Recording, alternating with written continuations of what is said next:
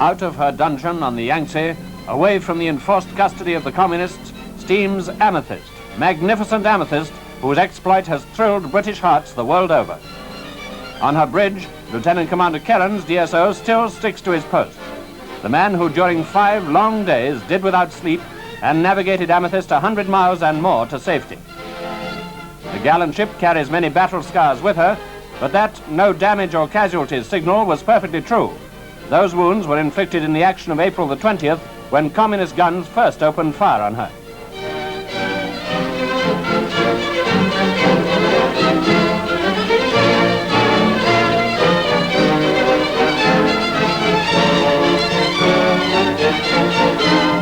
Mist and rain obscure the route of Amethyst, clearing occasionally to permit landward views as she approaches her destination. Here are some incidental shots picked up by our camera as we sailed in and alongside Amethyst towards Hong Kong. The flag, painted on deck, was to warn off bombing by Chinese nationalist pilots flying over the Yangtze. One of the heroes of the story, Jack French, the wireless operator, who sent out the famous rejoined fleet signal.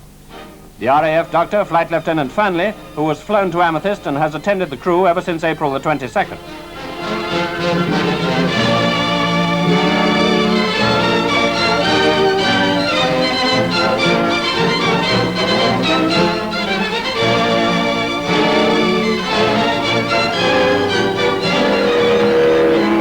Now, the ship, which you'll notice carries the markings F116 on her side, is within range of the first salutes of welcome.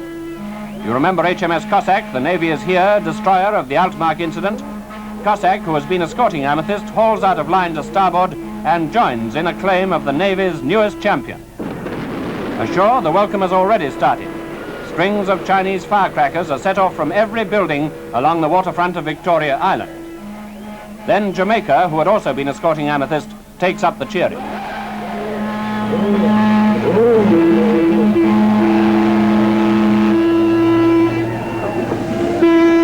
Now Belfast, the flagship of the Far East Station, is within cheering range. It brings a lump to the throat watching the welcome of this small sloop by her sister ships on this distant station. All of them demonstrating their pride in the new luster shed on their old service. All of them conscious of the tremendous hazards run by Amethyst in her dash for safety.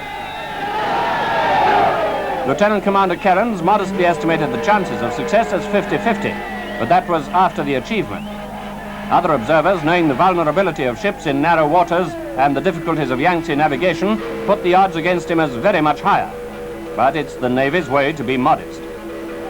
Crowds line the quay at the dockyard, where famous ships of the Royal Navy have berthed throughout the years. Though the rain persists, the crowd is equally persevering. His Excellency the Governor is at the head of the distinguished party who watched Lieutenant Commander Kerrens bring his ship alongside the north arm of the harbour.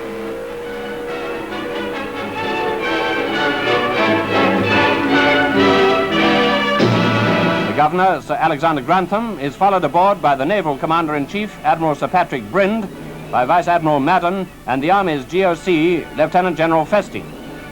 The words of welcome are mingled with words of admiration. Every member of the crew, from the captain to the ship's cat, was included in the colony's tribute of affection and pride.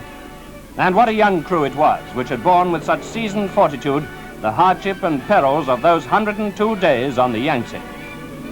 Men of the Amethyst, who have dared adversity and kept your tattered ensign flying, here in Britain we are impatient to greet every man jack of you.